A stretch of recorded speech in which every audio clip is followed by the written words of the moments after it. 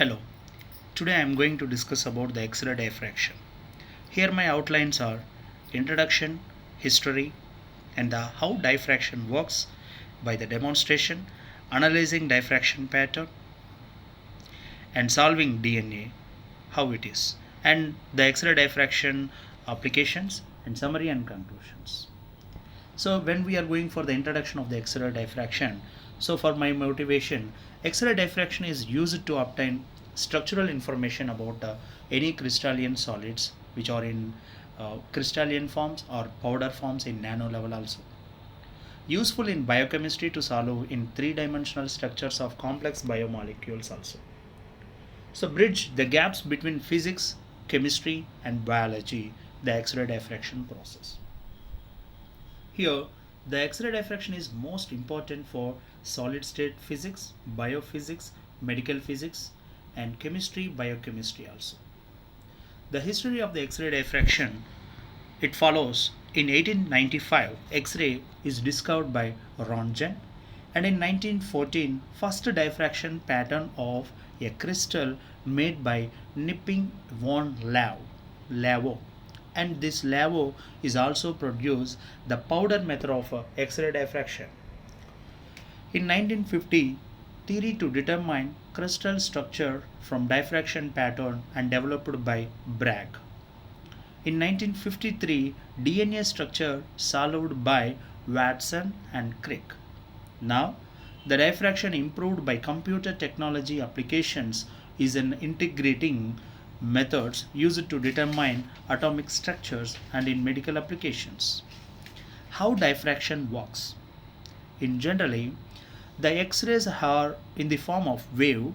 That waves are interacting with a single particle by incidence a beam. That beam is scattered uniformly in all directions by giving the geometrical information. The scattered beams interference constructively in some directions producing diffracted beams. The random arrangements causes beams to randomly interfere and no distinctive pattern is produced. The crystalline materials, if you observe, the regular patterns of the crystalline atoms produce a regular diffraction pattern like this. The diffraction pattern gives information on the crystal structures. How the diffraction works in the Bragg's law means. The Bragg's law is the formula n lambda is equal to 2d sine theta or sine cube. Simply principle to multiple slit experiments, constructive and destructive interference patterns depends on the lattice spacing, which is called as d. The lattice spacing is nothing but the atoms are in first layer, the atoms are in the second layer, then the distance between the two layers is lattice spacing, and wavelength of the radiation which is we are incidenting is I. By varying wavelength and observing diffraction patterns, information about the lattice splitting is obtained. Here this is the schematic diagram of the X-ray diffraction. Here we are giving the high voltage for the X-ray tube. Now in this tube onwards, the X-rays will be started to incident on the LED screen, and this LED screen towards that only a sharp beam of the X-rays will be comes to incident on this crystal, which we are need to find the structure of the crystalline solids. And here that information we are gathering in the photographic plate. This is the simple work on the X-ray diffraction. And here that photographic plate will be gives like this kind of atomic structures in the photographic plate, and by seeing this we can find that the structures or the array in different kinds of forms of arrays. Here dots A, here the dots A are closer together than in B.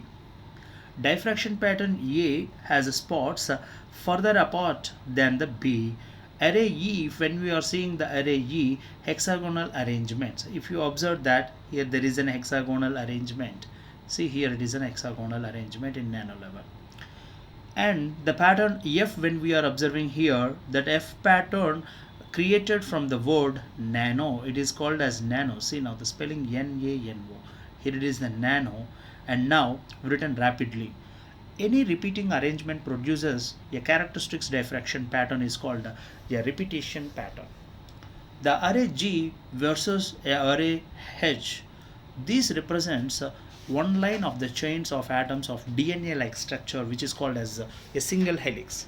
H represents a double helix, distinct patterns for single and double helices. And analyzing the different patterns, data is taken from a full range of angles. For a simple crystal structure, diffraction patterns are easily recognizable. Phase problems are here. Only intensities of diffraction beams are measured. Phase information is lost and must be inferred from data.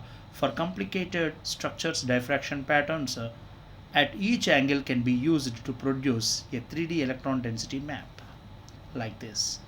Now here when we are seeing here this 3D structure of the crystalline substances, when we are observing here, that will produce us a different patterns of like this. And solving the structure of DNA history, the Rosalind and Franklin, physical chemist and X-ray crystallographer who first crystallized and photographed bDNA. Maurice Wilkins, collaborator of Franklin, Watson and Crick chemist, was who combined the information from the photo 51 with molecular modeling to solve the structure of DNA in 1953. Solving the structure is looks like this of DNA. And solving the structure of this is the photography of 51 analysis of diffractions or different kinds of structures. These are the different kinds of structures like DNA structure. Also we are solved by the structure of DNA in X-ray diffractions only. And applications of X-ray diffractions. Find structure to determine function of proteins and convenient three-letter acronym XRD, distinguish between different crystal structures with identical compositions, and deformation and stress properties, and rapid biological and chemical process, and so much and so many.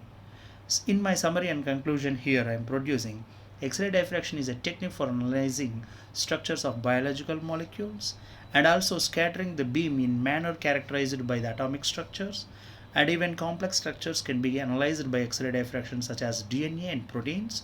This will be provided useful in the future for combining knowledge from physics, chemistry and biology, and recently in coronaviruses also the X-ray diffractions we can use to find the COVID-19's protein and spikes. Thank you.